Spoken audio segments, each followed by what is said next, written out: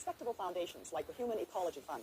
Sounds innocent enough, but it was run by the CIA's brainwashing experts. Here at McGill University in Montreal, the fund found 3 projects worth financing. They supported an extensive study of witch doctors in Nigeria. How, investigators wondered, did native healers cure mental illness? What mysterious drugs and potions did they use? Device used to bind up excited patients. A sleeping potion is then administered. 20 years ago, the Human Ecology Fund paid for this movie. This soothes the patient's head. But it was only recently that the man who made the film found out that he had been working with the CIA's money. The author of the Nigerian study is still at McGill University.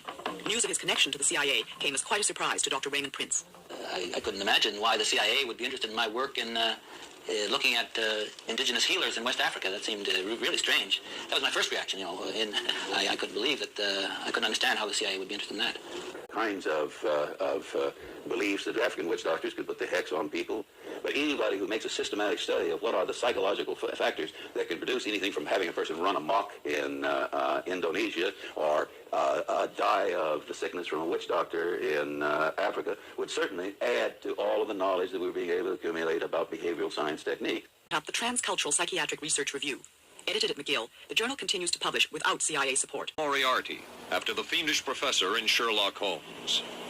Lovell liked the name and posed for this Saturday Evening Post photo. He later wrote of his OSS job that it was, quote, to stimulate the Peck's bad boy beneath the surface of every American scientist and to say to him, throw all of your normal law-abiding concepts out of the window. Here's a chance to raise merry hell. All of your normal law-abiding concepts out of the window. Here's a chance to raise merry hell. It was in this atmosphere that the search for mind control began. This bizarre man would be an active participant in that search over the next 2 decades. His name is George White, an OSS captain who had formerly been with the Bureau of Narcotics. In his diary, seen here publicly for the first time, White left a legacy of the darker side of American intelligence work. He received his early OSS training at the British-run school at Oshawa, Canada, the same school where Ian Fleming, the creator of James Bond, was trained.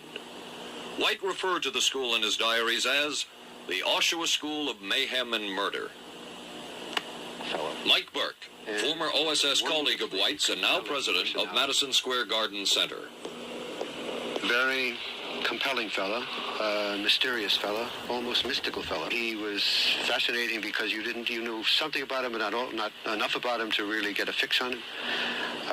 He also knew a great deal about the swifter elements of society, the gamier side of life, and he was very impressive in his technical knowledge of the